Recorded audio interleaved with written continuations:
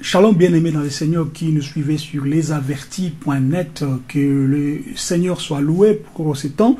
Et nous voulons réellement partager encore une fois aujourd'hui avec vous sur la parole, puisque nous savons que lorsque nous disons que nous sommes enfants de Dieu, nous devrions à chaque fois méditer sa parole, manger sa parole, puisque c'est sa parole qui nous fait au fait croître. La foi vient de ce qu'on entend, et ce qu'on entend vient de la parole de Yahweh. Cette série de messages, ce sont des questions que le bien-aimé nous ont posées par rapport surtout au salut. C'est pourquoi nous allons commencer petit à petit avec ces messages, je vais dire ces thèmes sur le salut. Vous savez qu'il n'y a pas plus grand chose que le salut. Quand on est enfant de Dieu, nous croyons que nous attendons, je veux dire, l'arrivée de notre roi pour nous prendre afin de vivre pour l'éternité dans son royaume. Et lorsque nous disons que nous sommes enfants de Dieu, c'est que nous croyons que le Seigneur veille sur nous, et même si la mort nous arrivait aujourd'hui, nous n'allons pas perdre notre vie éternelle. C'est pourquoi l'apôtre Paul dira que pour moi la mort est un gain, c'est-à-dire un gain lorsqu'on meurt. Pourquoi? Puisque nous croyons que même après la mort, nous allons revoir notre Messie, le Seigneur. La Bible nous parle du salut. Le salut, c'est quoi? Le salut, c'est déjà une porte, une assurance, une réponse à notre, à notre marche chrétienne. Nous sommes chrétiens. Nous croyons au Seigneur puisque nous croyons qu'il nous a rachetés, il nous a fait sortir en Égypte, c'est-à-dire dans le monde, pour nous faire asseoir sur sa table afin de continuer à faire son œuvre pendant que nous sommes sur la terre. Et qu'un jour, comme il est parti préparer une place, il viendra pour nous prendre. Le salut, c'est dans le sens d'être sauvé. Le salut que nous voulons parler, c'est dans le sens d'être sauvé. J'évite réellement, j'évite trop de théories sur les choses du Seigneur. Beaucoup de gens prêchent, beaucoup de gens parlent sur ces choses, mais nous voyons de plus en plus que les enfants de Dieu ne sont pas attachés à l'évangile, ne sont pas attachés à la parole du Seigneur, ne sont pas attachés à la parole de Yahweh. C'est pourquoi nous sommes en train de vous dire à chaque fois que tu ne peux pas te dire enfant de Dieu si tu n'es pas sûr de ton salut. C'est pourquoi c'est une série des enseignements, des exhortations que nous allons faire ça. Nous allons condenser, je veux dire, afin que tu puisses avoir ta part. Comment être sauvé? Comment retrouver le salut?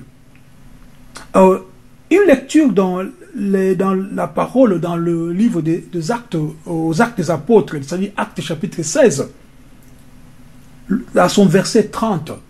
C'est l'histoire, vous pouvez lire, je vais dire tous les chapitres, c'est l'histoire de ces gardiens de la prison, là où Paul et Silas étaient incarcérés. Ce monsieur a vu la gloire du Seigneur. Ce monsieur a compris le message. Et sa question capitale était de savoir comment faire. Comment puis-je faire pour être sauvé? Que faut-il que je fasse pour être sauvé? Et Paul répond, crois au Seigneur Jésus et tu seras sauvé. C'est-à-dire, pour être sauvé, pour avoir le salut, il faut croire au Seigneur Jésus. Ne crois pas à une personne, à un homme. Ne crois pas à un message, ne crois même pas à un système ou à une église. Ne crois pas à ton pasteur, même pas à toi, mais crois au Seigneur Jésus-Christ, à Yeshua HaMashiach, et tu auras déjà le salut.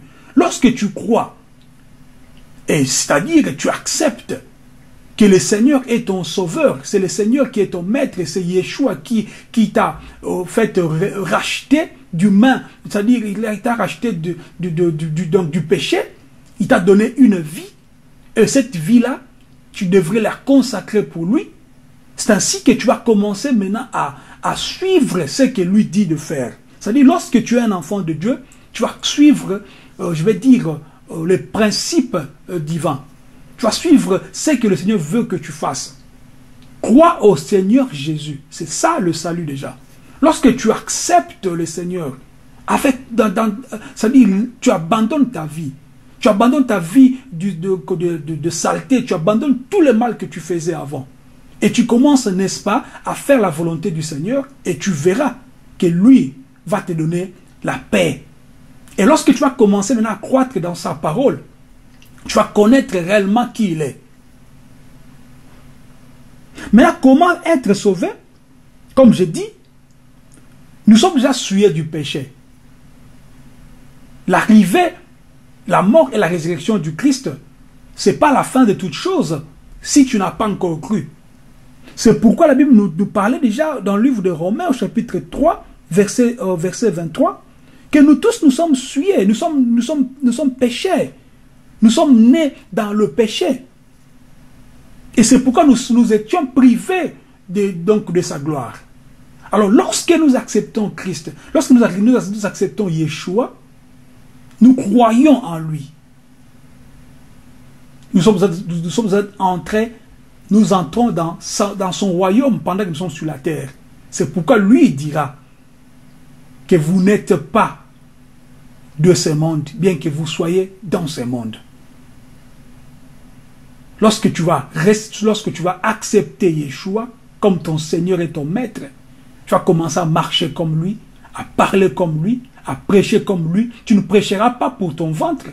Tu ne prêcheras pas pour faire peur ou pour, avoir de l'autorité sur d'autres gens.